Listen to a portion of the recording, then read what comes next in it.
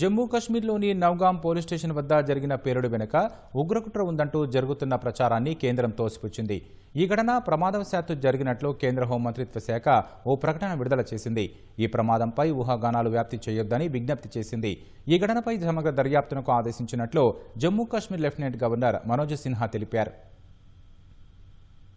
జమ్మూ కశ్మీర్ శ్రీనగర్ శివారులోని Nowgam police station వద్ద పేలుడు ఘటనలో మృతుల సంఖ్య 9కి పెరిగింది. క్షతగాత్రుల సంఖ్య 32కు చేరింది. మృతుల్లో 3 ఫోరెన్సిక్ సిబ్బంది, 2 పోలీసులు, రెవెన్యూ శాఖ సిబ్బంది, 1 తహసీల్దార్, దర్యాప్తు సంస్థ అధికారి, ఓ టైలర్ ఉన్నట్లు అధికారులు చెప్పారు. ఇటీవల హర్యానాలోని ఫరీదాబాద్లో వైట్ కాలర్ టెర్రర్ మాడ్యూల్కు సంబంధించి పెద్ద ఎత్తున పేలుడు పదార్థాలు స్వాధీనం చేసుకున్న దర్యాప్తు బృందాలు వాటిని శ్రీనగర్కు తరలించాయి.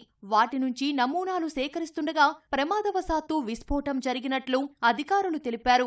ఈ ఘటనలో పోలీస్ స్టేషన్ పూర్తిగా దెబ్బతినగా పక్కన ఉన్న భవనాలు స్వల్పంగా ధ్వంసమయ్యాయి. ఈ ఘటనలో గాయపడిన వారిలో ఎక్కువ మంది పోలీసులు, 3 పౌరులు ఉన్నట్లు అధికారులు తెలిపారు. వారికి 92 బేస్ ఆస్పత్రి, Sher-e Kashmir institute of medical sciences లో చికిత్స అందిస్తున్నారు. అటు ఈ ఘటన ప్రమాదవశాత్తు జరిగినట్లు కేంద్ర హోంశాఖ పేర్కొంది. ఈ మేరకు Jammu Kashmir division joint secretary Prashant Lokhande ఓ ప్రకటన చేశారు. పేలుడు జరిగిన ప్రాంతాన్ని CRPF IG Pawan Kumar, Jammu Kashmir DGP Nalin Prabhat పరిశీలించారు. ఉగ్రకోణం ఉందంటూ జరుగుతున్న ప్రచారాన్ని తోసిపుచ్చారు. ఇది ప్రమాదం మాత్రమేనని డీజీపీ వెల్లడించారు. ఫరీదాబాద్ నుంచి పెద్ద మొత్తంలో స్వాధీనం చేసుకున్న పేలుడు పదార్థాలను ఫోరెన్సిక్ పరీక్ష కోసం పంపేందుకు సిద్ధమైనట్లు తెలిపారు.